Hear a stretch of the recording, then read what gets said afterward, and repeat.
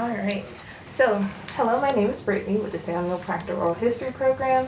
Today is July 17th, 2021, and I am interviewing, you can say your name, Emmer Shelton. Emmer Shelton, Mary Dean King Gorham. Mary Dean King 4. And we are at, I live in Chicago, and let me restate my name, Emmer King Shelton, and I live in Chicago. but our current location. Oh, I am now at my homestead site, the King Homestead out at Aubrey, Arkansas. Okay, great. All right, so please introduce yourself by telling me when and where you were born. Were you born in the hospital, at home? Was there a midwife present? Anything that you want to add? And then we can just go one at a time for this. Okay. I was born in Aubrey, Arkansas, and I was born by way of a midwife. I'm assuming that's an assumption I'm making. I believe my birth was by way of midwife. Sister Mary Elizabeth Russell was like a godmother for my mom, and she was also a midwife in the community. I can't say definitively whether she was on duty for my delivery or not. I'm not certain, but I know she was very instrumental in helping to deliver some of my mother's children, particularly the older ones. And so she was like a god-grandmother to us in a manner of speaking. We used to call her Miss Melissa. Her name was Mary Elizabeth Russell. She was one of the midwives in the area.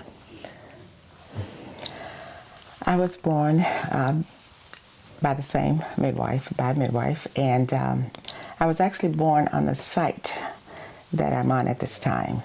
I'm told that I was the first child of Sterling and Jesse King, who was born at this site. So all of my childhood memories are here where I am today. And the site before, where was that? It was here, but it was a different house. Oh, it was a different house. That's right. Okay. Yeah. Right. And the original house, we told you in the other conversation that our grandfather, Aaron Hill, in addition to being a minister and a teacher, he was also a carpenter. So actually, Grandpa Aaron built the first family house that was built on the homestead site. Not this house, but the first family house, he built it. And then this house was built, I believe, perhaps the year that Mary graduated from college. I believe maybe in the 60s. I can't be absolutely exact about that, about around mid-60s. Another house was built, but the same homestead site. And I was 2 years old, I believe, when we moved here. It's about 2 years between us. She was born on the site. I was 2 years when we moved here. So virtually all of my childhood memories, as I remember them, are also connected to this homestead site. And when you talk of other sites, are you speaking of other areas where other places that my parents resided before they moved here? Yes. Yes, and those were sites that I was told about. I have no recollection of them because obviously I wasn't born. I think one was called the Old Ten, and do you recall the name of the other one? Our parents did sharecropping, and I know one of the farmers that they sharecropped for, the name was Newman. And that was the second one that I cannot recall the name right now. My brother Sterling, I'm sure, would know. And like Mary, I don't remember anything about the sharecropping except what they told us when they talked about it. But I know Boone. They talked about Mr. Boone and Mr. Newman. Okay. So as I recall, I believe Mr. Boone? Boone, B-O-O-N-E, I believe. And it's my understanding that those were the two white farmers for whom our parents did sharecropping. And you understand about the sharecropping process. It's not designed for the black farmer who is sharecropping for the white farmer to ever get ahead. I remember my dad talking about, at the most, you just break even. According to their math, you break even. because you have to borrow from them to make your crops, and you had to borrow from the store to get essentials for your family. And so when you finish the work of planting and harvesting your crops, and the finances are completed, I remember my dad said, basically, the most you can do is break even. Whatever you made in your cotton, by the time you pay the bill for the store, it's going to break even. And what I remember about my dad, one of the things he said when he made up his mind to invest in his farm, this homestead, his mindset was, we're going to go out on our own, and if I don't make but 2 stalks of cotton, next year, one of those stalks of cotton is going to be mine. So his mindset as they were leaving the sharecropping and beginning as an independent farmer was that it's not going to all be given to somebody else. I've got to make something for myself. And so that was kind of the mindset that they left the sharecropping with. And they were blessed when they invested in the homestead site, and my dad became a farmer, you know, and not as independent. There was still the racism that was involved because they had to mortgage, put their home up, and much more than they should have had to put up for what they were borrowing. So my dad went through all of that. And how long was that process of the investment, earning enough money from sharecropping to put to the down payment of the land? I'm not sure how many years they did the sharecropping. They invested in the homestead site in 1945. Mary was born at the homestead site. So my parents were married. There's a copy of their marriage certificate. But from that date until about 1945, then they were dealing with the sharecropping. You know, and who was that married? 1928. 1928. My parents were married December 25th, 1928, right? Yes, and our eldest brother was born October 22nd, 1929. So my eldest brother, who lived to be 90, passed away last year. From the time that he was born until 1945, when I was born, they did sharecropping. They were dealing with the sharecropping. Yes. Yeah. Okay. And so that's a long time period. So in terms of the 11 children, that means Willie, Melvia, Ernie B., Mildred, May. You know, that's 5 all had a pretty good knowledge of, you know, the sharecropping. Sterling was young when we came to the homestead site, because I was 2. Sterling would have been about 4 or 5. Do you remember the memories from your mother when discussing this? Because I know moving from one job to another job or a different place may not have been easy. But what were her views on it? Because you talked about your dad being very determined to leave. But how was your mom in security and how she felt? I feel that my mother was, my mother and my dad were married in a time period where marriage was considered, I think, a very sacred thing, and they were very supportive of each other. And I think my mother felt as his wife that she would be supportive of what he would like to do, but also they talked and they agreed on things. So, and my mother, my dad took great, he was very thankful, and don't want to use the word pride, but perhaps that is the word it's okay to use. My mother was never a domestic worker in a white woman's kitchen. My dad felt very proud that he was able to support his family, and my mother was able to raise the children with my dad, of course. So she never did any domestic work for anyone else. Had plenty of domestic work to do here at home. And they both were very strong in their faith. So as Mary said, Mother was a very supportive wife, so she would have supported my dad. And both of them were very strong in their faith. And that decision to make that move would have been with consultation with my mom, and a joint venture and a joint understanding and a joint belief and trust as they took that next step that God was going to take care of them. They were both very strong in their faith. My mom was creative. She was very, with 11 children, she was very good at taking what they had and creating what they needed. In terms of food, in terms of our clothing, you know, she was, we still have the sewing machine, not available for sighting, but it's within the family, where she used to make our dresses, you know, our garments.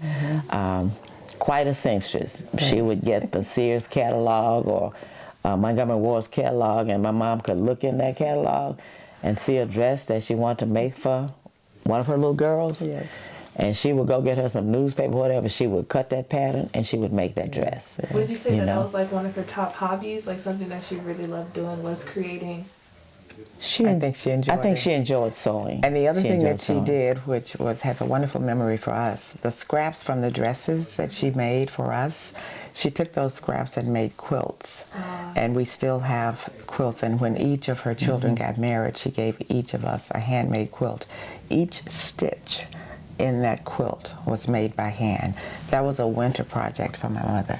She would put up the what would they call it for doing the quilting? It was like the old-fashioned quilt. You know, they make them on the machine now. Right. But my mom, where she would have it, I don't know how to quilt, but she would be in that special room, and she would roll it.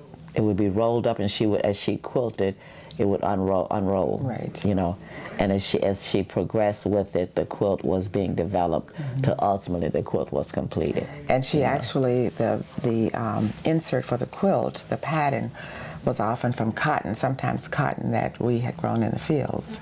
And so every part of that quilt was made by hand by my mother. And I still have the one that she gave me when I got married, and I cherish it dearly. It's just so meaningful. Sometimes I look at the quilt and I say, oh, I remember this dress or this dress, because they're all scraps from dresses that she had made for us when we were children. So those dresses, have you guys passed it down to like your grandchildren or maybe your children? Like, did they get a chance of, I don't know, wearing the clothing? They did not get an opportunity to wear my clothes, but they have an opportunity to look at the quilt that my mother made. I still have it, and I talk to them about the history of the quilt. Yeah, I've sort of worn mine out. I got mine early, so I can't say that. But like Mary, I could look at that quilt and oh, I remember when I wore this dress and that dress. So it was, you know, in addition to being a cover of warmth, obviously. That's what I said. My mom, you know, she, whatever was needed, whatever she had a way of creating it, you know. So those quilts, you know, those was our covers of warmth, you know, in the wintertime. And then later years when we got married and started bringing our children here, you have like, the kids now have sleepovers with sleeping bags, whatever. We didn't have sleeping bags, but my mom could put a pallet together with her quilts, you know, to accommodate her grandchildren. And this piece here may not look like much, but it has relevance to us. Because like the quilt, my mother used to make her, I guess it'd be the mattress for her bed, so to speak. And so when we took the last mattress from my mom's bed, we got the mattress, we decided we were going to keep this. Because this is one that mother used the feathers or whatever, you know, for the insert, and with her own hands she made it. So we kept that mattress. And my sister Mildred, who is deceased now, she and Mary were talking, and we figured, what can we do with this mattress? And Mary said, why don't we just make like a giant bean bag of sorts? So instead of having beans inside, it would be our mom's mattress. Mattress. And so that was an important project for us. And, you know, we built, oh, yeah, that sounds great. That's the sister who was the first to graduate from college. And she lived in Jonesboro. Her husband was a minister also at Reverend Llewellyn. And we would always, whenever we come home, we had one day that we went to Jonesboro to spend with Mildred. And we decided that when we come to Jonesboro next summer, Mildred, we're going to go shopping, and we're going to get the material to make that bean bag. And so this material was bought in Jonesboro, Arkansas, with the help of our big sister Mildred.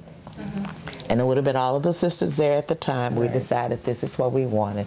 And my mother's last a mattress, handmade mattress that she made that was on her bed is enclosed in this. So it's a mattress bag rather than a bean bag. And the other thing about my mother, how did she feel about that? My mother was a wonderful cook, and when my sister Emma talks about her being able to use things and do with what she had, she was really very creative in doing that also with the meals. If there were leftover rice, she knew how to make a wonderful rice pudding, and she knew how to make great soups with leftover vegetables from other meals.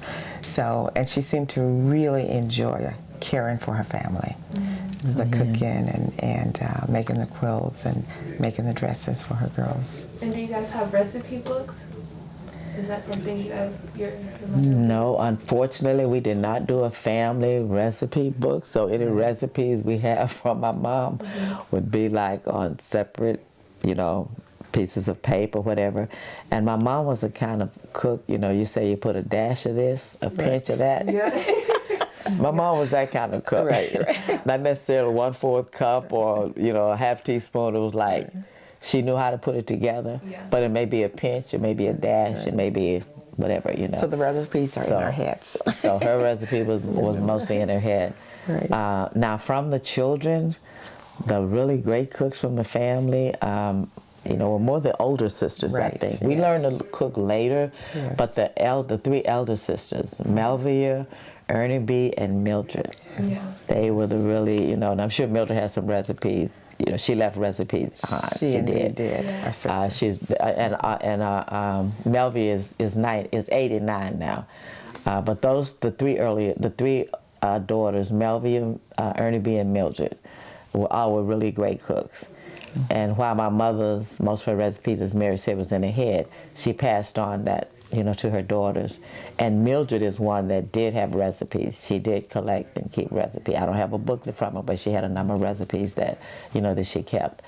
And then May, myself, and Mary, I sort of learned how to cook a little bit better after I got married, and but they seem to really love and enjoy cooking. So my mother's recipes are in my head. Yeah. Yes.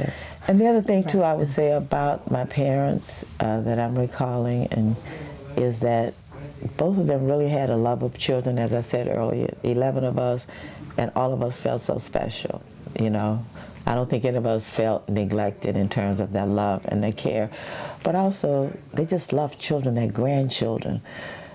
Some people ask me, I had a friend that asked me, why are you going back to Mariana now, or Aubrey now? Both your parents are deceased. I look forward to coming back every year because there's so many fun memories here. But after we got married, this has always been a gathering place for us. There's no motel in Aubrey. There's not a really decent hotel in Mariana.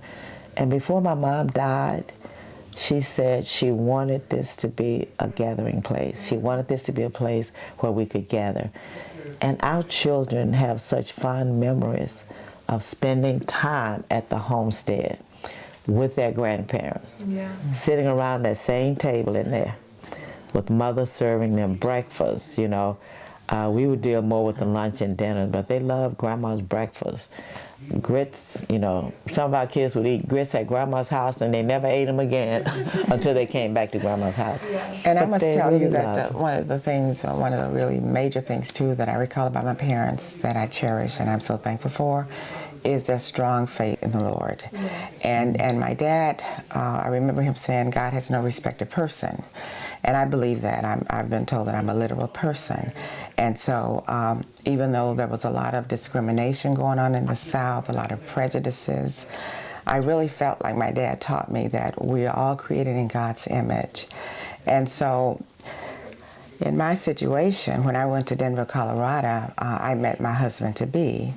And he happens to be Anglo. He's white. And when I came home, which was the year my parents celebrated their 50th wedding anniversary, my husband, whose name is Michael Gorham, came with me. And that was his first time meeting our big family. And I can say that I'm so thankful for how my sister Emma and all of my siblings, my mother and my dad, embraced him. And we were married in 1978, so we've been married 43 years now, and we have a son and a daughter, Nicole and Michael. But their faith in the Lord, and throughout my life, in fact, going to Denver for me was unfaith. I had no family there, I had no job at the time, but it's where, in my view, the Spirit directed me to go. And so many of the things that I continue to do in my life, I am directed by the Holy Spirit, and I continue to ask God for the guidance of the Holy Spirit and that spiritual discernment to know and to do His will. Amen. And let me say, I would be remiss not to say this. I talked about the grandchildren and how those of us who moved away, like I live in Illinois, Mary lives in Colorado, Sterling and Mary in Maryland, we would come back in the summertime and bring our children. And that's a part of the memories that our children have, is coming to Arkansas, spending time, and I didn't send them. I never sent my child to stay with. I brought them. Yeah. You know, I would bring them every summer. So they gave those of us who were in different states, they gave us time to spend some time together, and it gave the children time to get to know their cousins better. The ones that lived in Arkansas, like Calvin's children, Willis' children, you know, Ernie B's children, and then some of Mildred's grandchildren that would come down, you know, that would belong in about the same age as our children. But this was like a gathering location for us. And even then, and as my mom, just before she died, she made it clear that she wanted this to continue to be a gathering place. And so one of those grandchildren who enjoyed himself many years at this site with my sons, Bernie and Sean. And I mentioned one in reference because he's no longer with us, and as I do this interview, I'm especially reminded of him. My firstborn, Bernard Shelton Jr., he passed away November 27th in 2020. He spent many years, he spent many hours during the summer enjoying himself at this site. And as I lay in bed this morning with the downpour of rain, I found myself, in fact, I made a comment. I thought, okay, it's washing away all of the little footsteps that my Bernie made on this site. And it so happens that this day, July 17th, would have been the 25th anniversary of Bernie's Shelton law practice. He was an attorney, and today would have been his 25th anniversary. So he spent 24 years in law enforcement, and he was just one of that group of grandchildren. This homestead, the time he spent here in the summer with his cousins, were very important to him. And those were just the kind of parents, you know, that our parents were. You know, they embraced them all. They raised 11, and they had open arms for their grandchildren. And I feel that God knew that I needed to be with my mother when she made her transition from earth to a heavenly home. And my son and my daughter Nicole and my son Michael and I came the week before my mother passed. And we were, along with my brother Sterling and my sisters Melvia and Ernie B, were by her bedside when she made her transition. And I called my sister Emmer, and my mother got an opportunity to talk with her. And it was just a beautiful morning with my mother, with singing and saying the 23rd Psalms, and the minister coming to the door about the time she's about to make her transition. But one of the last things she said to us as we had made our circle around her bed was, "You all be sweet and stay together." And I can just still hear that echo today. And as we continue to gather at this place to end our family reunions, which we have every 3 years, even though my parents are not physically here, their spirits are with us, and I can feel them. And you know, as a pickup on that, I was reminded when she's that last with my mom's dying breath, and I was not by her bedside. I was packed, and my son Bernie and Sean and I were scheduled to leave about 3 or 4 o'clock that morning. We were coming to Arkansas. My mom died at 2 o'clock that Friday afternoon, so we didn't make it. But the statement that Mary mentioned, "You all be sweet and stay together," as she said, that has echoed through the family. So when Bernie passed away, part of his brother's input into his obituary, giving an account of Bernie's journey, one of a line of Sean's input was in reference to what his grandmother said.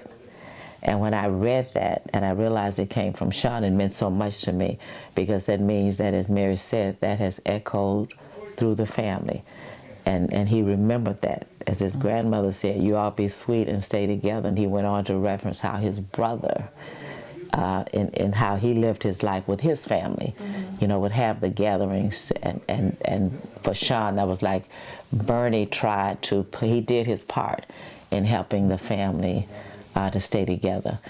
And I thought of one other thing from a racial standpoint. I talked about how we brought our children back always in the summertime. I don't know if you remember, Mary, the one summer we were one of those usual visits, and my sister Mary, May, and I had gone to Mariana to go to the courthouse to take care of paying the taxes, and we had left our children, and they were young at the time. We left them in the park area there in Mariana, and they were playing, because it was like the courthouse was, you know, not far away, so we were comfortable with that. And I remember when we came back, one of them came to us. We had Nicole, and Bernie wasn't in this group at that time because he was older. There are 8 years between Bernie and Sean, but this was little Nicole and Sean and that little group. Mike, you know, with Richard and Kim, they were kind of like all along together. But one of the ones, and they weren't all necessarily with us at that time, but one of the ones in that group of those grandchildren playing in the park, when we came from the courthouse, they ran to us and said, "Why do they have 2 water fountains right together?" And I looked at Mary, and Mary looked at me, and looked at our sister May. It's like, this is a teaching moment. Right. In Mariana, when we grew up, the 2 fountains were close together because one was colored, one was white. And even though they no longer practiced that, they had not yet removed the fountains.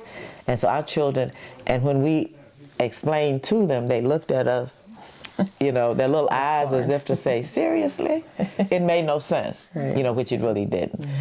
But that was kind of like a teaching moment for us. And there were several other instances I recall. I think in many respects our parents, because we live in an unincorporated area, we're not in Mariana, so we were not confronted day to day necessarily with all of the segregation that was obvious. Homeschool? Is No. that why there wasn't any?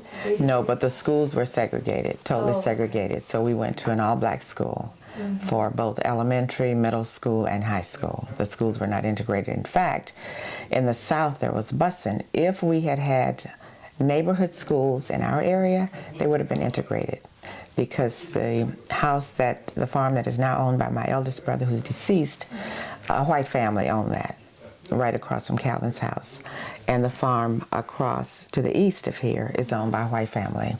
So we would have been attending the same school if the schools had been neighborhood schools. But they bused in order to segregate the schools when we were growing up in this area.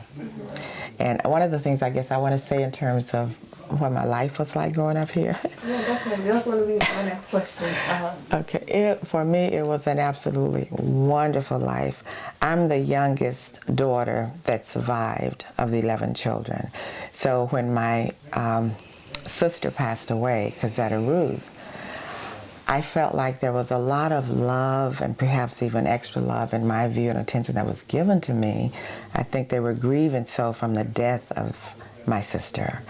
And so I just received that love, and I felt so secure. We made a lot of games and activities ourselves. We didn't have the technology that the young people have today. So we had a lot of fun racing with car tires from our home down to the mailbox. Em and I made up a game of basketball. We didn't really have the basketball hoop or the basketball, but we created our own basketball game where we would throw the ball against a shed that my dad had built, and if we caught that ball, that was a basket. We had a wonderful time jumping rope and playing jacks. Our brother Sterling even joined us with playing of jacks, and lots of family time together. I remember the meal time being an especially enjoyable time for us. The whole family sat at the dinner table, and we always, before we had dinner, we always had grace. Each of us said our verses, and we did them in chronological order, the eldest first. And to this day, we carry on that tradition. From what chapter? Like, from what book and chapter? From what book and chapter? Oh, we had different verses that we would say. Oh, okay. Each of us, and I, right, and one of the two verses that I recall my mother said often was, "Choose ye this day whom ye will serve, but as for me and my house, we will serve the Lord." And another one was, "A soft answer turns away wrath, but grievous words stir up anger." Those were two verses that I remember my mother cited often. My dad would often lead the prayer, and then each of us would say a verse, whatever the Spirit directed us to say. And some of those verses to today we still say. And we just had a lot of games that we played, and also I remember family time, just sitting around after dinner, the family. And at that time, we didn't have the air conditioner or the central heat. So we had a wooden heater that we sat around. And years before that, it wasn't a television. We would listen to the radio. So, but those family times together, eating, and then just engaging in conversation was very memorable for me. And I felt very protected as a child by my parents and my siblings. And I have great respect for all of my siblings. They were really mentors for me. So another question I wanted to ask was, so you guys mentioned race and going to segregated schools. But in going to segregated schools, did you feel any lack in those schools? Like, how were the schools like? And compared to the white schools in a different area, and did that have an effect on how you saw education? And you know, because sometimes when there's like a racial divide within schools, sometimes complexes like, you know, inferiority complex and a whole lot of other things come into play. So how did that affect you going to a segregated school? I'm sure our materials, books, textbooks, and things, you know, that's already in print about that many of them were hand-me-down, you know, that they were not, the textbooks were not updated as they should have been, and I'm sure compared to the textbook materials in the white school, there was a white school in Aubrey, Newsom Training School is where the blacks went, I'm sure the textbooks were not material was not equitably distributed in terms of textbooks and updating it of the textbook. In terms of inferiority complex, I give kudos to our teachers in those black schools. Yes. They did a grand job. Yeah. They did a grand job of making sure that we did not have inferiority complexes. I did not grow up in my segregated education feeling that the white children down the street were any better than me. And I would say that I think they put extra efforts into making sure we had it's now Black History Month, but early on, we celebrated Black History Week. Yes. And I can think now some of my teachers, you know, Miss Wilson, Miss Jones, Miss Irma, they were, you know, we had speeches to say, they put on programs. They, beyond teaching us, they embraced us and really helped us to not feel that we were inferior because we were going to a segregated school. you know, and I give credit to my teachers, and of course that started in our home with our parents. Like I said, I did a letter to Dad as a writing, and one of the things I said was that in Daddy's eyes, each of us was as good as the best and better than the rest. Our parents did not teach us to feel inferior. Our parents taught us to feel, you know, we're children of our maiden names were King, but we were children of the King. Right. The King. And so you don't need to, yes, we grew up with segregation, but we were not taught that we were inferior. Starting in the home, and our black teachers knew some training, school, they just reinforced it. You're not inferior, you know? I would agree with that totally, and they really did. They were, first of all, they were wonderful teachers, and they really did make us feel that we were not inferior, and that was very important. In fact, having had 2 children that have gone through both private and public school, one of my impressions of some of the public schools is that some minority students may feel more inferior in a public school depending on how it's structured. In Denver, some of the schools have what they call the X-track classes, and many of the students in those classes are white students. And so many of the African-American students are in the classes that are just the regular classes. And I feel, in my view, that in that kind of a setting, if I were not in the X-track class, I would feel inferior. So to me, looking at that structure, I think having gone to an all-black school, that in terms of my feelings about myself and my capabilities were probably reinforced much more in that kind of setting than it would have been in a setting where you have 2 tracks with the students. And in addition to having wonderful teachers, they also taught us to have respect for our country. And I know that the phrase has been coined, it takes a village to raise a child. I feel that that phrase was in existence for us when we were growing up, because we had first our home, the church, and then the school. And they were all basically reinforcing each other and teaching some of the same things in terms of having faith in God, and in ourselves, and of course the importance of family and love for one another. Oh, that's great. And of course, I share that too, that there's not to say that, I mean, we recognize the importance of integrating the school system. Oh, yes. Because as I said earlier, we know that the materials were not equitable.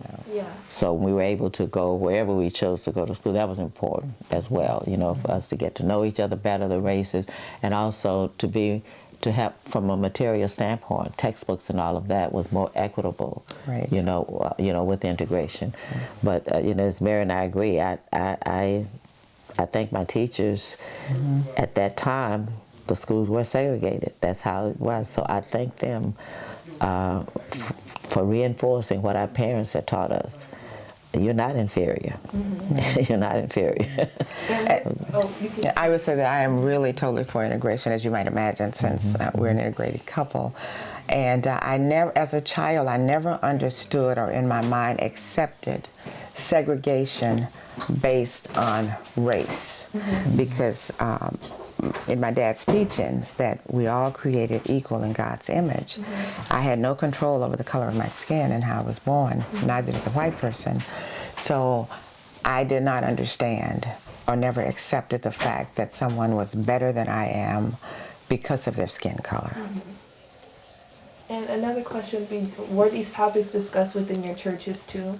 So that kind of brought it home as well, regarding how you guys feel about the segregated spaces. Like, it was talked about in church too, or was it? Your segregated spaces, was it talked about in church? Yeah, so like, what's the differences, or like, what were the discussions being had within the church regarding these issues?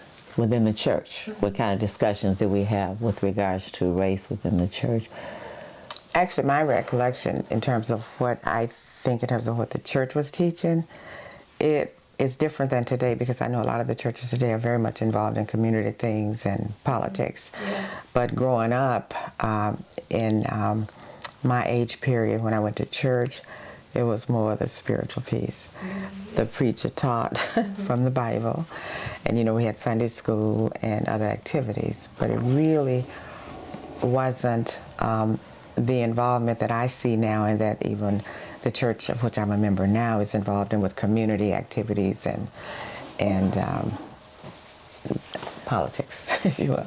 But also, if you think about it, though, that I don't totally agree with that, because I think the black church has always been involved in politics to some degree, and those who are interviewing Sterling and Calvin and May will get more of that, because when when Sterling and them were dealing with the racial situation here in Mariana, when we had the boycott of the schools and everything, they were meeting in the church. That their community meetings was held in the church. So the churches that we grew up in also did play a role in politics as needed. So when the racial disturbance, started, and it was decided that, well, I don't want to get into that, but that's a part of history too. The boycott in Mariana, the boycott of the schools and all that. We had nieces and nephews that was involved in that. My dad was very much a part of that. Sterling came down, and he worked with, Ollie Neal and others in this, and the church did play a role in that. I need to qualify. Like Dr. King. I need to qualify that. I agree with her.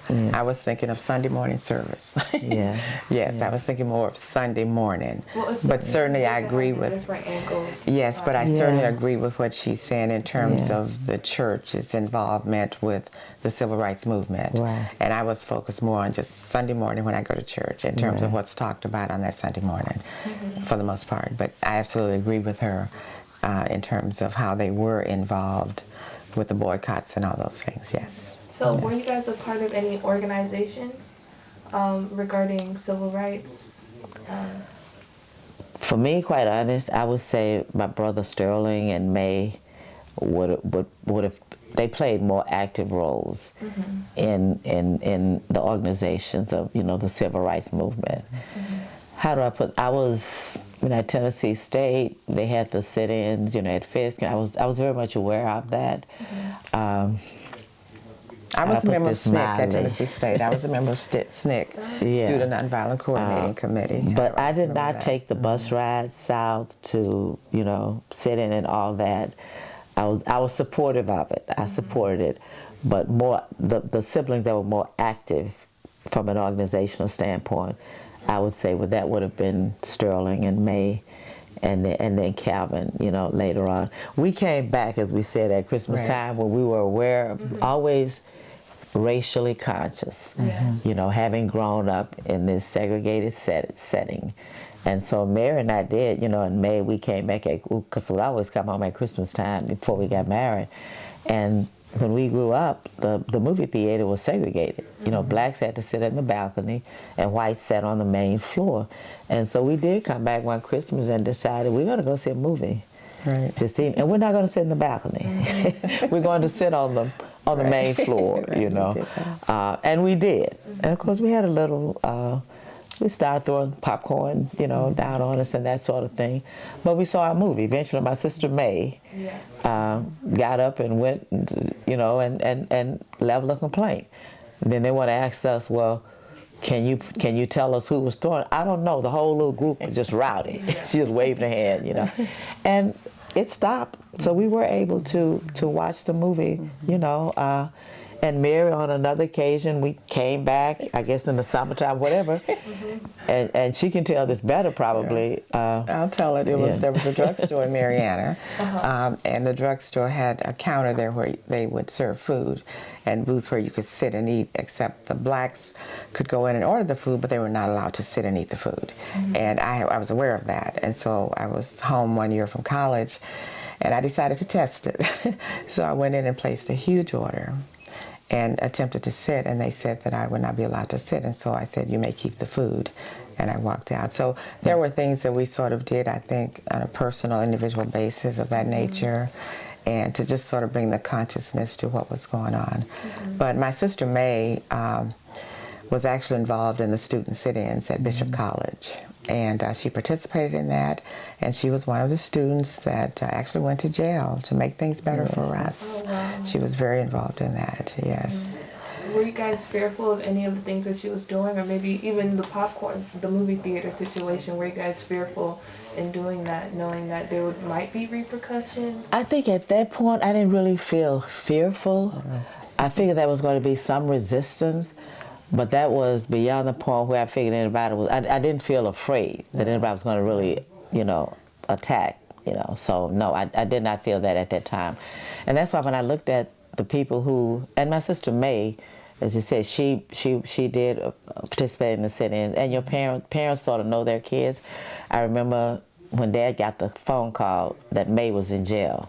She called and let her dad know that she had been taken to jail for participating in it. And I remember Dad saying that it was just a matter of time. Right. May called us, it's just a matter of time. I knew that was going to happen, because that's, And how do I put this? Honestly, Brittany, but without sounding, I really felt like I didn't have the kind of personality that I was going to be able to cope with people turning water hose on me, slapping me in the face, throwing ketchup in my face. Maybe had I gone through the training, I would have been able to do it, but I think I made a conscious decision that I didn't feel like I had that kind of personality to maybe serve the cause in the way that I should have served it. And I'm just speaking honestly, and so I made a decision not to play that role of it. But I was conscious of the racial divide and the unrest and all of that, and always, from a conscious standpoint, supported it. But I was not among those out there with the water hose being turned on me. I did not feel afraid. In the afraid. face. I did not feel afraid. When I went in and ordered the food and told them they may keep the food, I had no fear of that. And I just think I really believed very much in Dr. Martin Luther King Jr.'s philosophy. And when I was part of SNCC at Tennessee State, I believed in the nonviolence and turning the other cheek if you needed to do at that moment. And they did teach you, what to do and what not to do. And so I still today believe in the nonviolence. And I think you can accomplish a lot of things working diligently, but not being violent and doing destructive things. I agree with you on that. Could you speak to maybe like the training that was involved? Because I've seen clips of the training and they seem very intense when it comes to, I remember seeing like white students even coming in to say certain things or agitate as a way to show examples of what they might get in the real world, in public spaces, when doing sit-ins and when doing marches and things like that. So how was the training like for you? Well, I think basically what I recall is that, and I remember a park that we went to, and we were supposed to try to integrate this park. It was segregated, although it was a public park. Do you remember the name And they of the park? basically, I do not recall the name of the park. And they basically, would make a decision as to if the police come, then if they take people to jail, they're going to imprison them, which ones would go to jail, which ones would not. And basically not to do things that would instigate matters, and you basically really had to have a lot of restraint in terms of how you responded, which was not an easy thing to do. But again, my sister May was really the one that was directly involved with those sit-ins at the lunch counters and went to jail. Do you remember experience that she might have shared with you guys about something that she's done or she had done? Well, she could tell this better, but one of the things I remember her saying when she was arrested, because she, I don't know if she was, I guess she would have been a student at the time at Bishop College at Marshall, Texas. One of the things I remember May saying in reference in the churches is that when the group of them, when they were arrested, I remember her saying that some of the ministers in the area, ministers of those black churches, came to their defense. And I can't tell you the details beyond that, but what stuck with me was that, and what was important to her, was that the ministers from the black churches came to their defense. And I can't be any more specific. I can't tell you anything more specific, but she could. Yeah. But I remember her talking about that. Right. How these ministers came, and which is another indication of the involvement, with the churches, with the movement. Mm-hmm. And May just sort of had the type personality. She was sort of adventurous, and as Daddy said, when he got the call that May was in jail, it was like it was a matter of time. Of his children, he would have expected he probably would have gotten a call about May, or maybe Sterling. And he was very encouraged by what she was doing, right? Who? Your father. Yes, encouraged. He was just like he did. He was always supportive. Yes, very supportive. Because he understood. He understood the cause. My dad understood the cause, and he never, like I say, they taught us not to feel inferior, and so he supported those of us who were more active in the cause. Dad supported it. Yeah. Like I said, they were very strong in that faith. That I think about them sometimes. It had to be. It couldn't have been easy for them, but they were very strong in their faith, and he did support it. Yes. He did not sit her down and say, I'm not sending you to school to get arrested. Right. No, my dad didn't play that role at all. Right. No, he did not. Right. And I guess the other thing that helped me to be able to, try to love all people is that Dad really saw, and I often would hear him say, that there were good people, on both sides. So we didn't grow up in an environment where we were taught that all whites are bad and all blacks are good.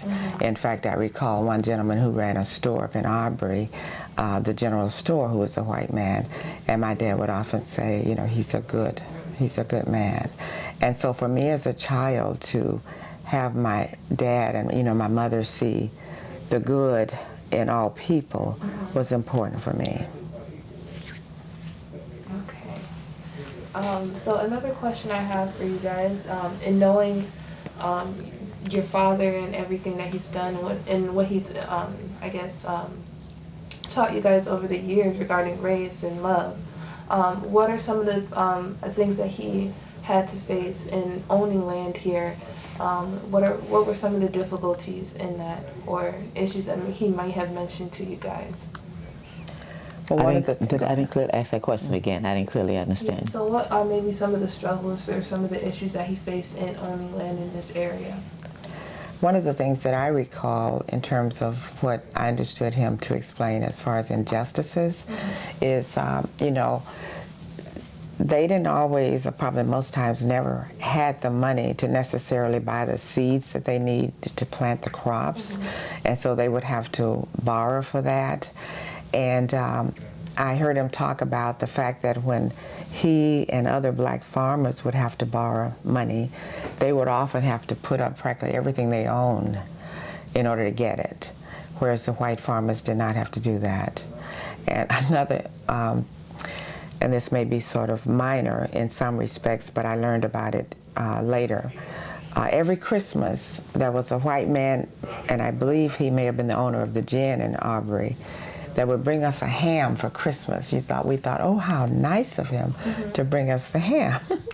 And then we learned in later years from my elder brother that the white farmers were actually receiving monetary dividends, whereas we were getting a ham. But I think one of the big things had to do with when they would have to borrow, and then having to put up his tractor or something in order to get the money or other things on the farm. And that was a great injustice. I think about that sometime, and I think about the stress that must have been for my dad.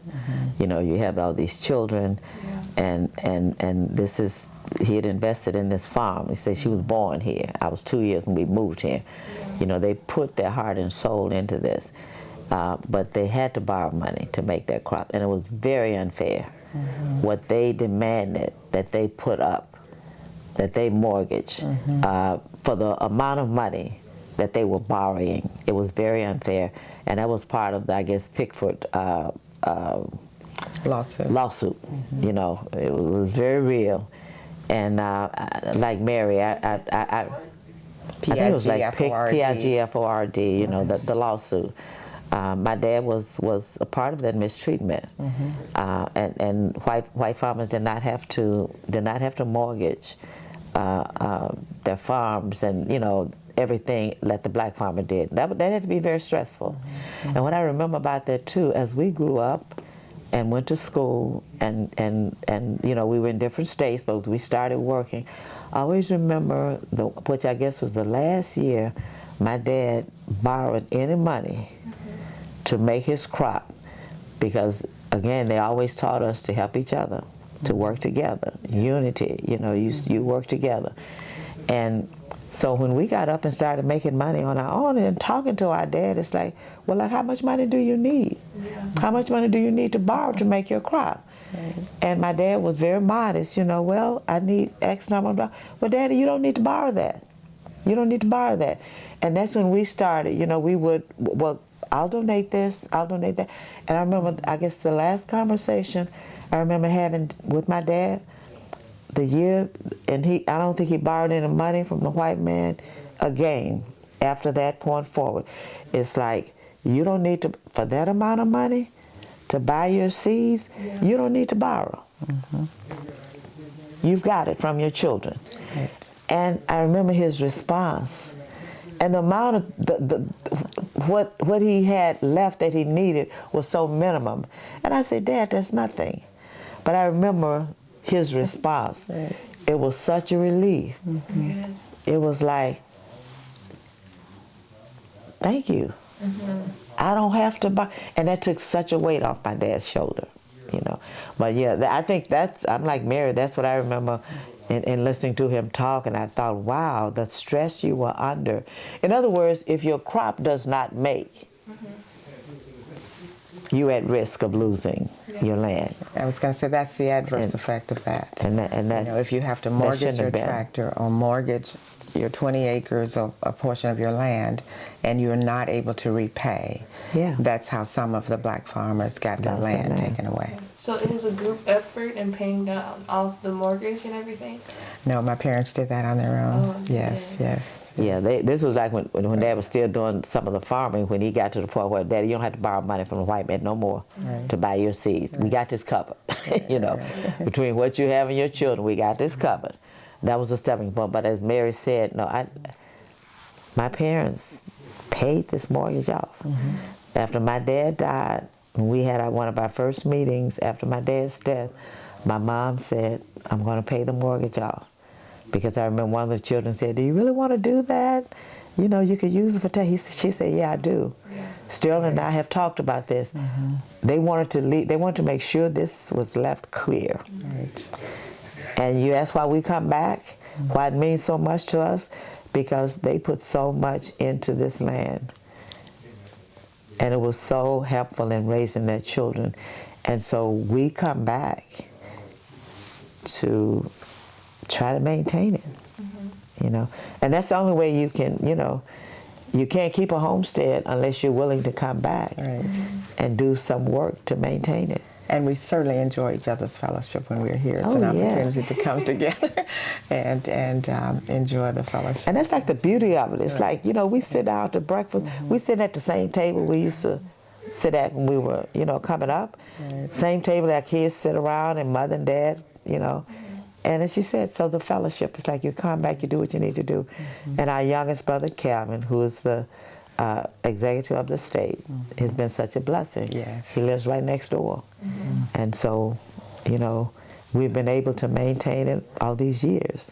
I remember a comment my dad said about the land. My dad, as long as I can recall, we always had a car, but he did not put emphasis on cars or clothing. We always had clothes. We always had a car.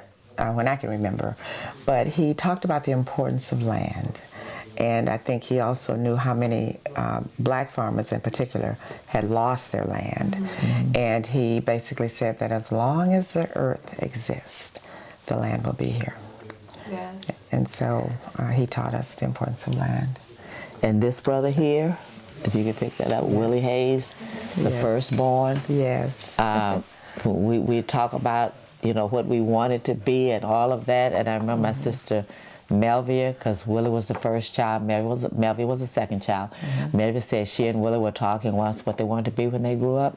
And Willie said, I want to be the biggest farmer. Was it in Arkansas? In Arkansas. I want to be the biggest farmer in Arkansas. I love this okay. picture, yes. This is the eldest son, Willie Hayes. Yes. He loved the land. He recognized the importance of the land. Yes, yes. And when I say we've been able to maintain the King estate, Cameron lives next door, and Willie lives next door to Cameron. So Cameron has always been between his parents and his big brother. Yes. And so Willie was also very helpful and very present here on this hill. Yes. In helping us to, you know, continue to maintain this estate. And his wife, Helen, they were married for more than 50 years. Yes. And she was almost like a sister to us. She's in Helen Conway. Patrick She's in King. Conway now. But yes. So the third house here is that's their home. That was their home. Okay.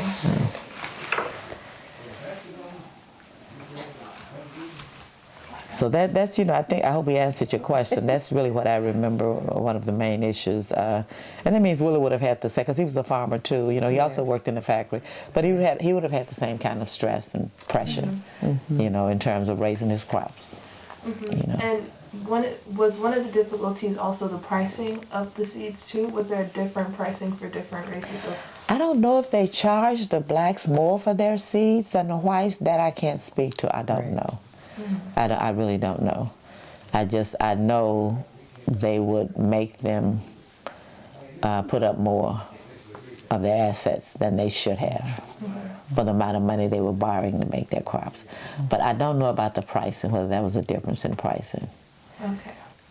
My brother Willie would be able to answer that question, but of course he's no longer with us. Right. So for each of you, what drove the decision, your decision to stay or migrate, you know, do other ventures outside of farming and agriculture? What motivated me Yes. to do something other than agriculture? Yeah, so what drove your decision in I guess moving to a different state, or why didn't you stay like your other siblings? Okay, from my standpoint, at the time when I graduated from high school and I went to college, Tennessee State, when I came back, at that time, there were a very limited number of jobs that you could get in this area.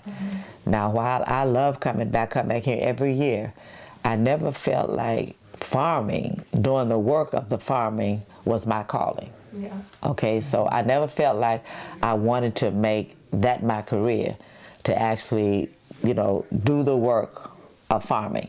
I was in education, so had there been more opportunities perhaps available to teach, you know, we were still a black high school, only so many teachers could be accommodated there, you know. And so quite frankly, when I graduated from college, I knew I wanted to, you know, I had majored in education, I wanted to be a teacher. And in my career day, we had people that came on campus to interview, and I was interviewed by representatives from the Gary Public School System, and they offered me a job. And it was that simple. There was nothing, I didn't feel there was anything back here career-wise that I could come back to, because I would not have chosen the actual field work as my career. And I didn't see an adequacy of other kinds of career opportunities in this area at the time. And so I went to Gary, Indiana, and accepted the teaching position there. And so therefore I spent my career in the northern area, Gary, Indiana, Chicago, Illinois. I spent 40 years in public education. Wow. In that area, and I enjoyed it. It was finished my first year. Yeah, it was a rewarding. Let me say this too. It was a rewarding career for me, and I'm so thankful I'm able to say that. It was a rewarding career, and I was blessed to be able to retire in good health, and I'm thankful for the career that I had. It was suited for me, and it was rewarding for me. I hope you enjoyed as well. I would agree. I think probably the driving force was the lack of opportunities for jobs in the career that we were interested in. And I would have to say that many of my siblings were school teachers. In fact, my sister Mildred taught at the high school from which I graduated. And then in my mind I was thinking, oh, I think there must be another career also that I could do, And why I went to Denver, I'd have to say that it had to be the direction of the Holy Spirit, because I had nothing concrete in terms of the things that people have in place when they take that venture. And I think it was the place that I was meant to be. I've certainly enjoyed it. And I moved there in 1965, the year I got out of college. And I've been there ever since in terms of my home, but always came back to the homestead. And so I retired as an investigator from the state of Colorado in the Department of Regulatory Agencies. And I actually met my husband. He was an attorney working for the Attorney General's office at the time that I met him, and I was an investigator, and so I worked on cases that he was trying as an attorney, and that's how we met. And he later became the director of the Colorado Real Estate Commission, from which he retired. So I just feel, when I tell my story as to why I went to Denver and how things worked out, I would have to say it was just the place that God directed me to go. And how would you say life is for you? Well, was for you like in the North compared to how you remember it in the South? Like, what were the distinct differences you remember in making that move or transition to a different state? I had like a dual experience in my career from the racial standpoint. I started my career in Gary, Indiana. I majored in English, secondary education, and of course I started my career at Frayville High School in Gary, Indiana. Frayville High School was an all-black high school, so my students, basically, were all black. And then later, after I got married and moved to Chicago, my long-term career experiences in the Chicago area, I was working in an integrated situation. I was assigned to Bogan High School in Chicago, and it was almost the reverse of Frayville. There were no black students. Student body was totally white, and of course there were black and white teachers. In education, it was a growth experience, both from Frayville and Bogan, and then later, of course, Hubbard High School, which is where I spent more time than any place else, because I was at Hubbard High School for 20 plus years, and it was there from whence I retired. But I learned, I think, as an educator and working with young people, black and white, there was certainly more common ground than differences. I learned a lot at Bogan, and I think I taught them something as well. There was discrimination there, and I experienced some of it from the students. They taught me, and I think I taught them. And so I found a lot of common ground. Their experiences were different, but there were common grounds with teenagers, black or white. And I found that in the situation where I had all white students, that the cases that you had where they showed you the racism, I think as they got to know me better, as they got to know me better, as their parents got to know me better, I found that those parents wanted the best for their kids. They wanted them to be taught well, they wanted them to be treated fairly. And I made it very clear to them that I'm going to respect you, and I'm going to treat you fairly, but I'm also going to demand respect from you, and you're going to treat me with respect. And I think we grew. We learned from each other in that regards. So I found common ground with my teenagers, black or white. There were specialties and differences as well, What I found that was different is in the South, things were overt. The signs were there, colored, white. In Denver, when I first went, the black population was very small. It still is, but it was even smaller in 1965 than it is now. I was accustomed to, if you were going to segregate against me or show racism, it was out in the open. Yeah. I was not accustomed to the backstabbing or the kind behind the scenes. So with one of the agencies with whom I worked initially, I got a lesson in, if you will, the discrimination in a place like Denver, or maybe it was that way also in the North. And it was a case where I was in a position and my supervisor felt that I would be really good in a different position. It was a position that they had never had an African American in, nor a female. So he thought I would be qualified, and this actually was in real estate, so I did what was needed to be done at that time to get what was needed for the position. And of course, he recommended me for the position. And then when he did the recommendation, apparently it was opposed by the executives who were white. And I didn't understand that. And so he called me into his office. He was African American, the head of this real estate division. And he asked me where I was from, and I told him. And he looked at me and said, "You don't recognize racism when you see it?" And because he felt that the only reason they had objected was because of my skin color. I said, "I'm not accustomed to this type. Yeah. The type that I have seen in the South is in the open. I'm not accustomed to the type where it appears that there is the acceptance, and then when it really comes down to making the decision where it's going to count for me, it's a no." But in the final analysis, I obtained the job, and it was very rewarding. And I think the agency and I also benefited from it. But that was an experience that was different for me than in the South. Mm-hmm. And the other thing, in that same agency, most of the people with whom I worked, and all of the females were white.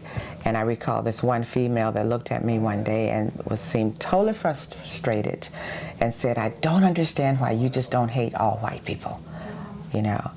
And I thought about it, and the answer that I ended up giving her was that because of what I was taught.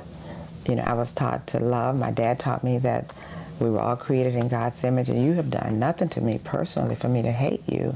So I feel no reason to hate you just because you're white. And then another experience that I recall in just conversation had to do with just segregation by omission.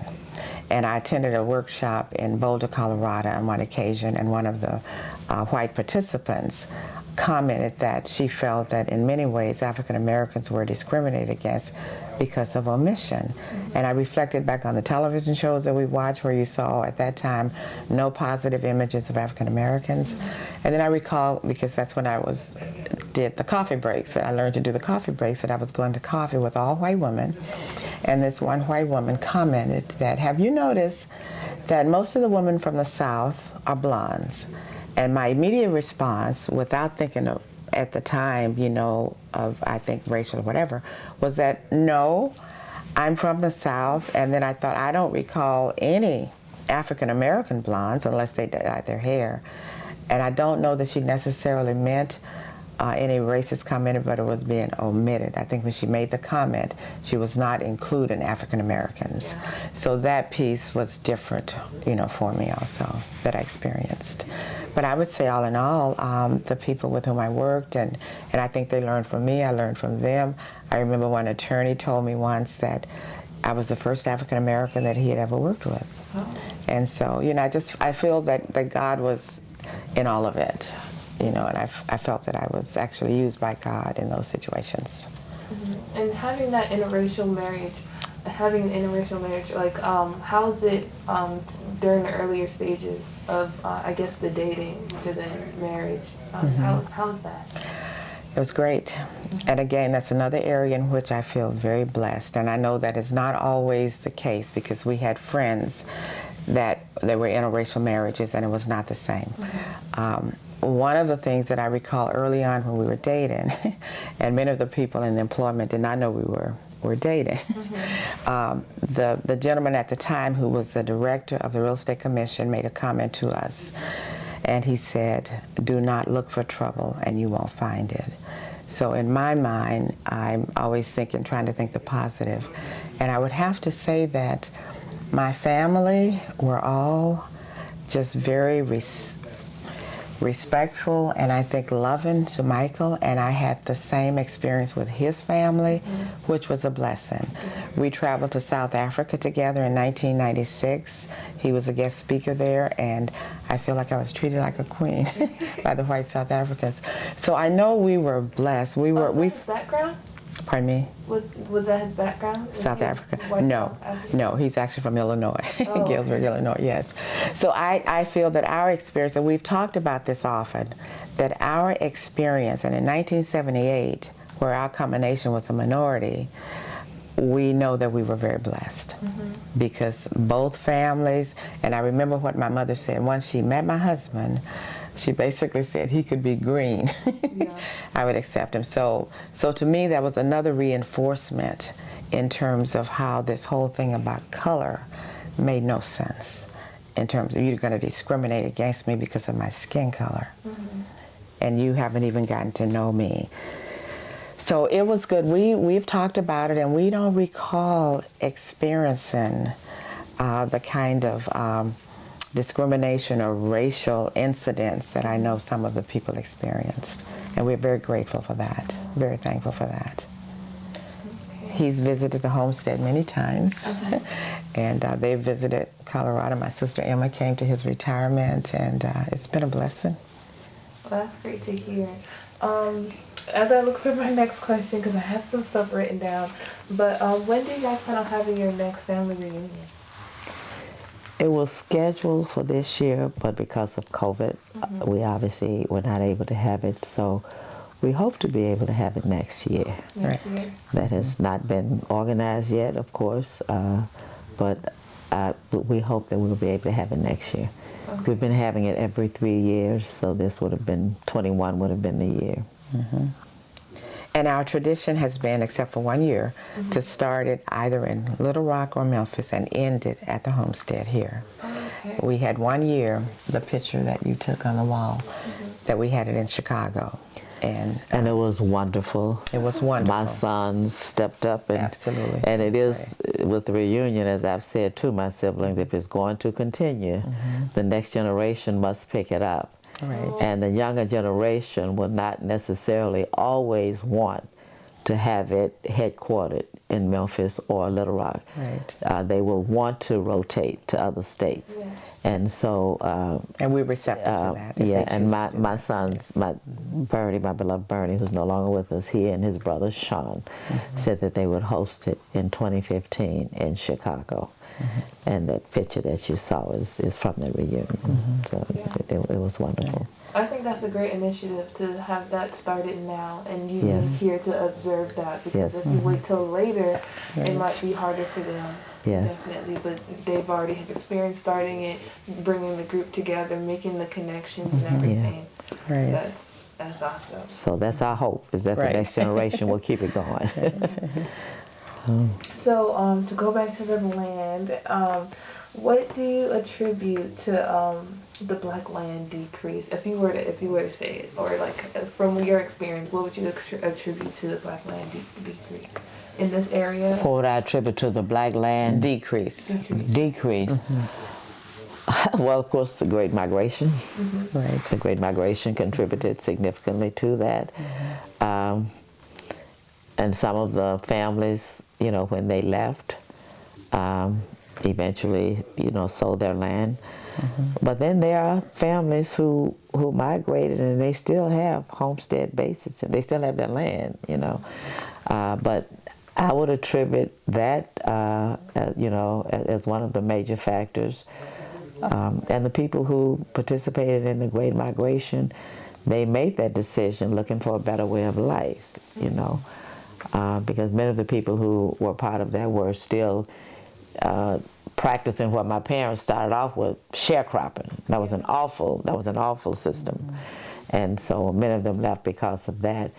And I'm thinking, we grew up with I think about my friends, they were more landowners, you know, like my parents, small family farm, the Cheneys, the Crockett's, the Rachels, the Wimlers, these were all landowners.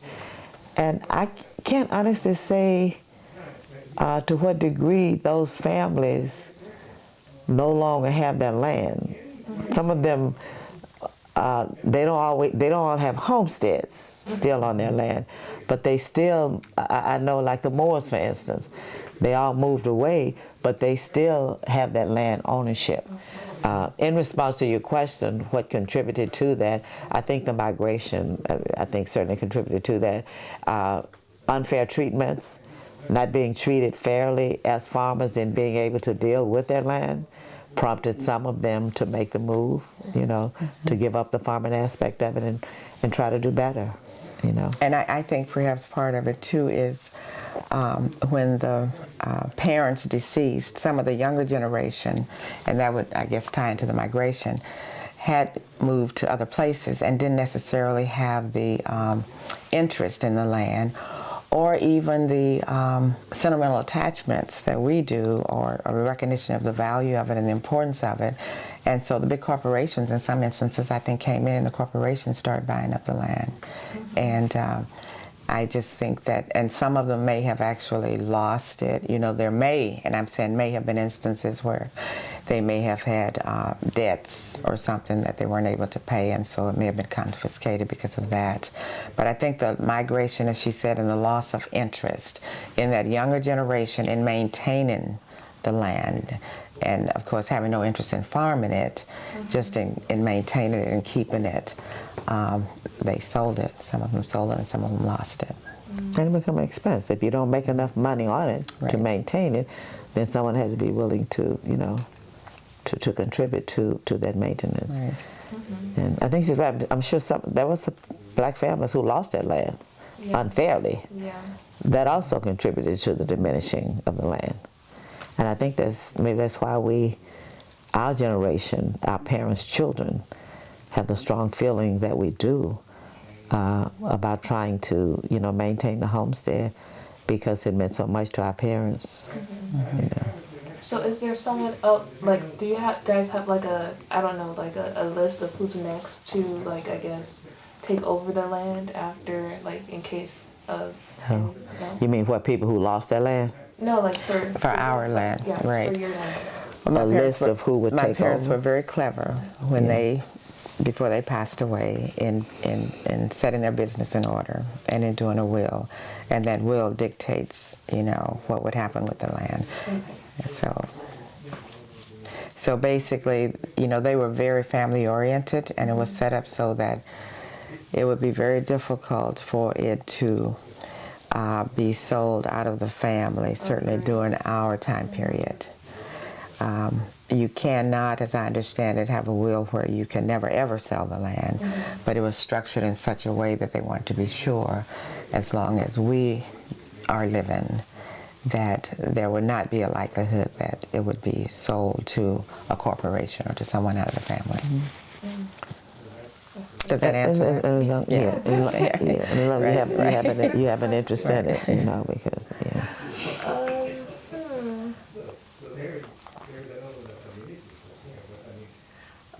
So were you guys close with any of the other black farmers in the area? Like, were there any, like, community initiatives amongst the black farmers? There was, and I think my brother could speak to that more, but when you say close, in fact, the farm adjacent to ours is owned by a black person. They've moved away, but... is that land still in the family? It still is in the family, great. and we have communicated with them. I know my brother Sterling communicated recently with them, do you plan to sell it? If so, you know, we may be interested in purchasing it. Yeah. And they've indicated they have no desire to sell it at this time. So, and, you know, it's like, they not grew up together, but they worship together. You know, you think of the black farmers in this area, you know, the Kings, the Cheneys, you know, the Rachels, you know, we were all members of Antioch Baptist Church. Yes. So, yeah, they did have contact and association with each other. No organized union, as far as I know. I think that was one of the issues with the, you know, Elaine Uprising in their attempt to organize. I don't know of an organized union among the farmers in this area. You know, they were basically family farms, independent farmers, but they certainly had association with each other. And oh, you can No, continue. I was going to wait for your question. Oh, okay. So, in continuing on, I know we mentioned this before, but just for the recording of this video, could you just tell me as much information as you can regarding the Lane Massacre, what you know, what you've been told by people, anything that you have? Repeat that again now. Anything that you know or heard or aware of that maybe your parents talked about or anyone in the community has shared with you about the Lane Massacre? Oh, the Elaine Massacre. Yeah. Oh, yeah, I was, the family talked about it. What I remember from it was reference to my grandfather's involvement and the danger that it put on his life. He was one of the leaders, the black farmers attempting to, organize. And I was told that my granddad had to leave home for his safety. And it's just another one of the examples of what the black farmers, black people had to endure. Injustices that should not have taken place. Oklahoma riots, Black Wall Street, the Elaine uprising was maybe not on that level, but the same basic principle of just racism against, against black people, be it farmers or business owners or whatever. Just. I agree in my understanding that it was, they were sharecroppers, and that it had to do with their attempt to get fair treatment, and as they attempted to organize, to do that, they were threatened, and my grandfather, Grandpa Aaron, actually had to I think leave home for a while for fear of his life, is what I understand it. Was he But also it had a to sharecropper, or do did he with own the land? injustices. Do you know if he owned the land, Ember? So, but It's my understanding Grandpa he was a Airy. sharecropper, yeah. Now they owned land in Coffee Creek. The Grandpa Aaron and his family, they did own land in Coffee Creek. They did, yeah. I don't know where he was at the time of the Elaine uprising, whether he was sharecropping at the time or had land ownership. Like my parents started as sharecroppers before they purchased that farm. So I can't say definitively Cabot might, or Sterling may be, where Grandpa Aaron was at that point, whether he was among the sharecroppers or whether at that point he had already purchased his land and he was an independent. I'm not sure. But I do know that they did have a home and land in Coffee Creek, Arkansas. The Hill family did, And he ended up losing that land after? Is that what happened? Or? I don't know what happened with that land, to be quite honest. I'm not sure what happened with that would be my mother's homestead where she grew up. I'm not sure what happened with the Hill family land. I'm not sure. And unfortunately, all of the siblings are now, deceased. I know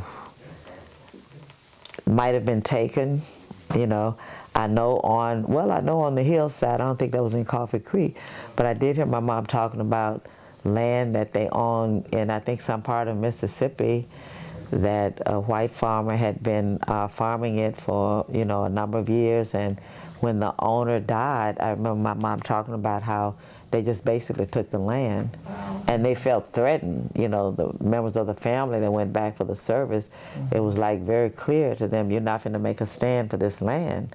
They felt physically threatened in that regards. And I did hear my mom talk about that part of the Hill land legacy that was basically, just taken.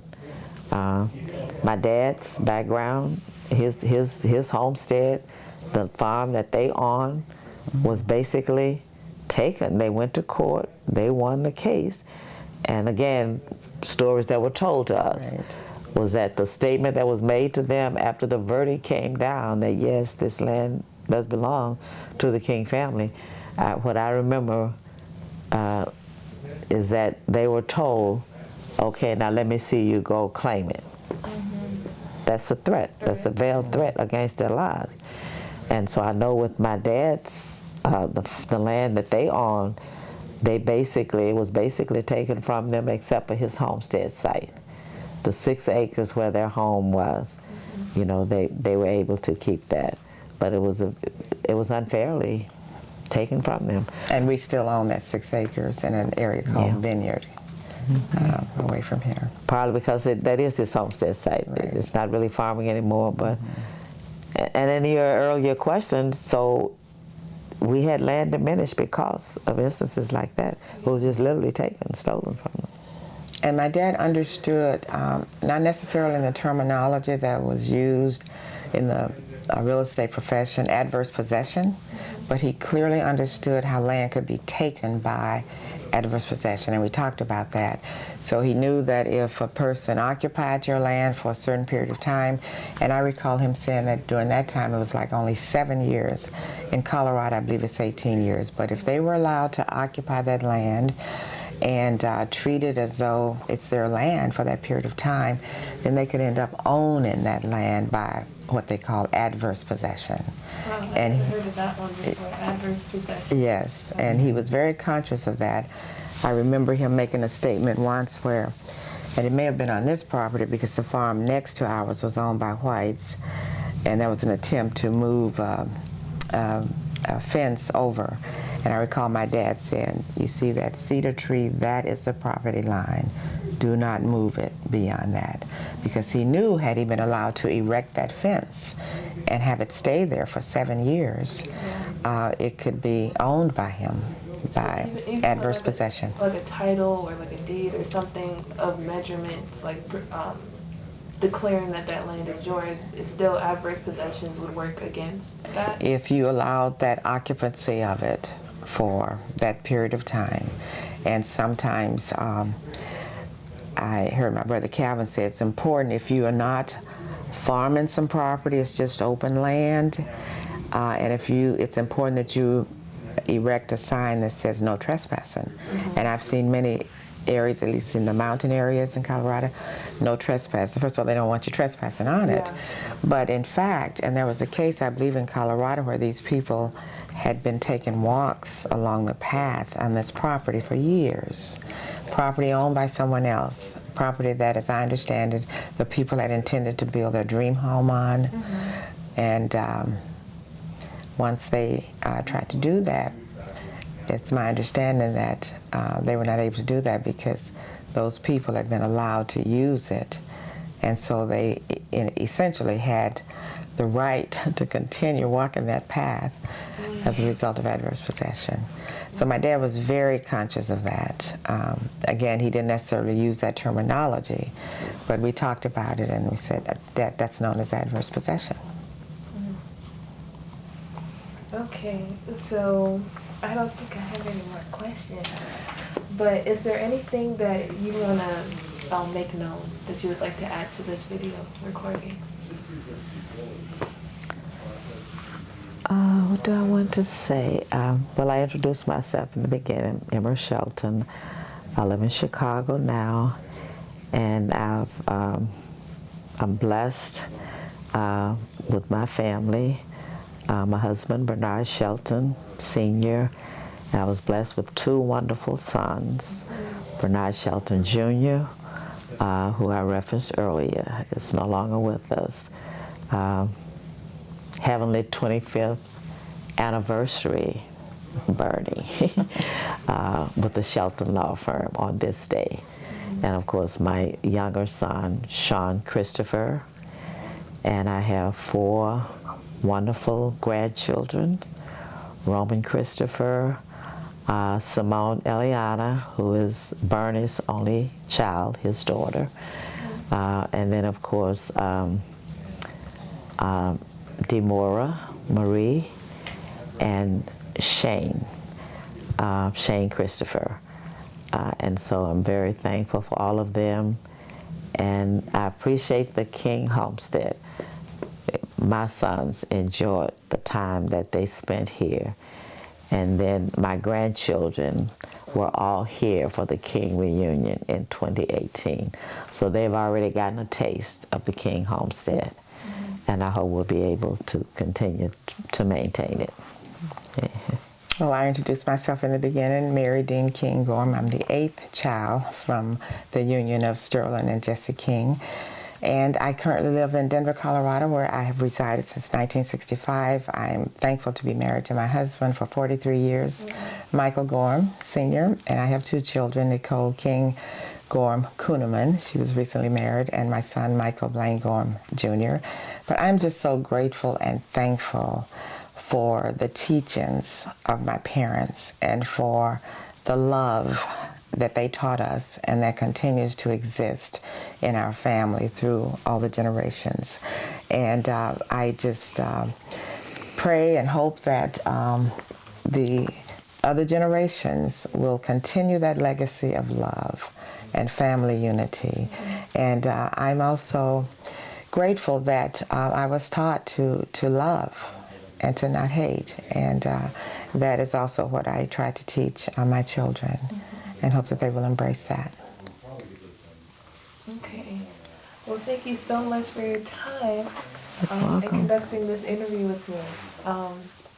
Like I said, all this information is recorded and it's going to be online on our public website where you can revisit it and you can have this on display, like you mentioned, at your next reunion. And I hope all the best for that next reunion. Okay. Thank you for coming into our home. Thank you so much. Yes, no problem. I enjoyed the stay.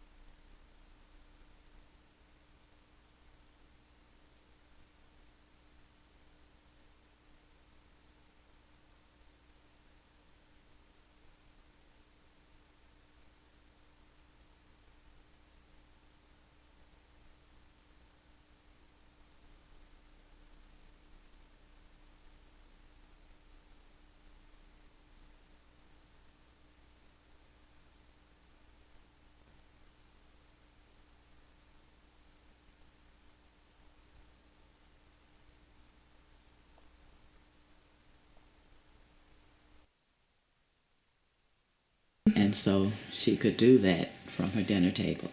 And so all of us are listed here. This is our family group picture that was taken probably in the 40s or 50s. We're all quite young on that. But that's all of the children with the exception of my sister Cosetta, who died as a toddler. And so there are 10 of us. There are 11 of us, and 10 of the 11 are pictured in that family group there. Cosetta's picture's there too. Okay. And so the wall here, she has all of her children, not necessarily in chronological order, but I will point them out as such. This is Willie Hayes. Willie Hayes. That's the firstborn, the eldest of all the children. And this is Melvie Louise. She is now a matriarch. She is the eldest daughter. She's the second born. Okay. And so in chronological order continued, after Melvia was Ernie Beatrice. This is Ernie Beatrice. And then after Ernie Beatrice was Mildred. This is Mildred. Mildred was the first college graduate of the 11 children. She was the first college graduate. And she majored in education as well. Okay. And she taught at the high school in Mariana, where we all went to high school. Okay, so this is Mildred. And then continuing in chronological order is my sister May in her wedding gown. Beautiful. And she's the one that Mary referenced lived in Nigeria for either 13 or 14 years. And she taught at the University of Benin and lived in Benin City, Nigeria during that time period. And in chronological order, following May would be our brother Sterling. Okay, Sterling. Who opened the meeting this morning. He is of the 11 children, he is the minister. Okay. So he's our ministerial patriarch at this time. And he's our patriarch, period, because our eldest brother, Willie, passed away last year. And then following Sterling in chronological order would be yours truly. That's a younger version of me. And this is Emmer. And then following Emmer would be my sister Mary, who's also seated there. Yes. Mary and I both went to Tennessee State for college. I went to Tennessee State, Mary joined me at Tennessee State, so we both graduated from Tennessee State University. Did you do so to be close with your sister? I think so. We were very close. We were very close. Yeah, okay. I was spirit directed to go. They used to refer to us as a lot of people thought we were twins. Yeah. I see that. But, You guys really do look alike. Yeah. And you guys probably had the same hairstyle a lot too, huh? Yeah, so we spent a lot of time together. So we Tennessee State, and we're both Deltas. We pledged together on the same line. I would say May and Mildred and May, they both went to Bishop College in Marshall, Texas. They both graduated from Bishop College in Marshall, Texas. And they're both Zetas. It's like a sisterhood with this. And then, of course, following my sister Mary was Cosetta. That's the one that died when she was a toddler. Okay. And as Mary pointed out, the only one of Mother's 11 children, I think that we have a picture where Mother's actually holding her like that in her arms. But that's Cosetta Ruth. And she died as a toddler, so we didn't get a chance to grow up with her. Then following Cosetta Ruth would be our brother Arthur. Who served in the military, in the Navy. And he's deceased. He's the one that we started the memorial fund for at our last family reunion. Okay. His name is Arthur Burnell. And then, of course, sort of facilitating all of this, the youngest of the family is our brother Calvin. Yes. Okay. Okay. And my mother kind of directed, she didn't have necessarily put it in chronological order, but she kind of directed putting these pictures up. And this is the same position in which she had it and set it up. Oh, yes. That's how she had it set that's up. Beautiful. So it was not really in chronological order, but they were all there. And she loved to look at this wall and just view all of her children. Nice. That's so important. Still dark shot. And then this wall, it's sort of like plaques, not all of them. But my dad was ordained as a minister in 1943, and that's a copy of his ordination papers, his certificate of ordination. And then family was always really important, so at family reunions, we would, from time to time, give plaques to mother or to dad. And these are two of those such plaques. Can I get close to the wording?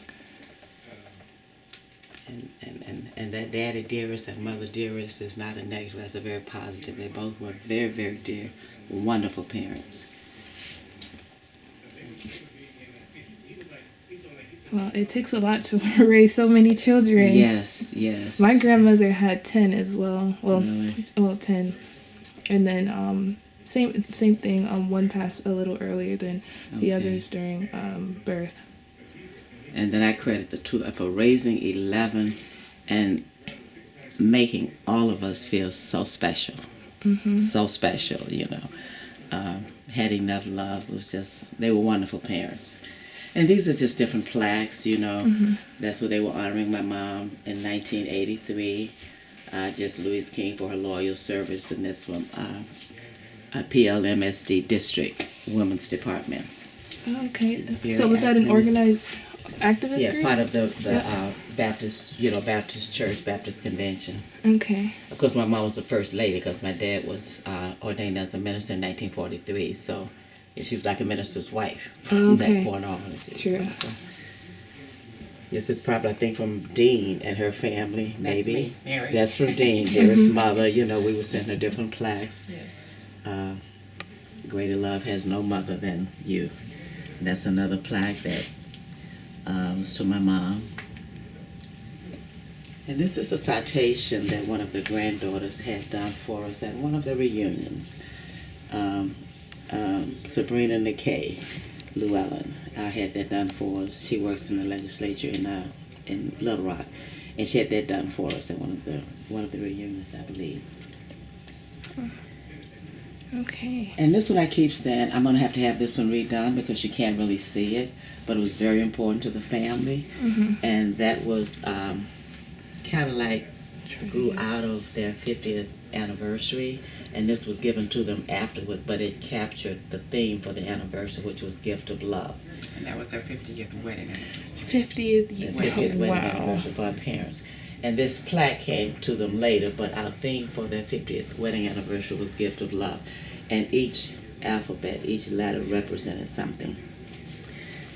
Mother and dad, love is godliness, integrity, forgiveness, truthfulness, onwardness, fortitude, loyalty, obedience, victory, everlasting. We love you very much. God loves you far more. May you always love each other. And that's from the family. And that was given to them February 14th, Valentine's Day, 1983. Okay. Now this T-shirt is a T-shirt that it shows it was the first Hill family reunion. So Hill, my grandfather Aaron Hill, their family. And it was actually July 30th to August 1st, 1993, which is the year my mother passed. And she had made a comment that if I can't make it to the reunion, you can bring the reunion to me. And she actually passed away. But these are the descendants. Those names there, Aaron and Ernie.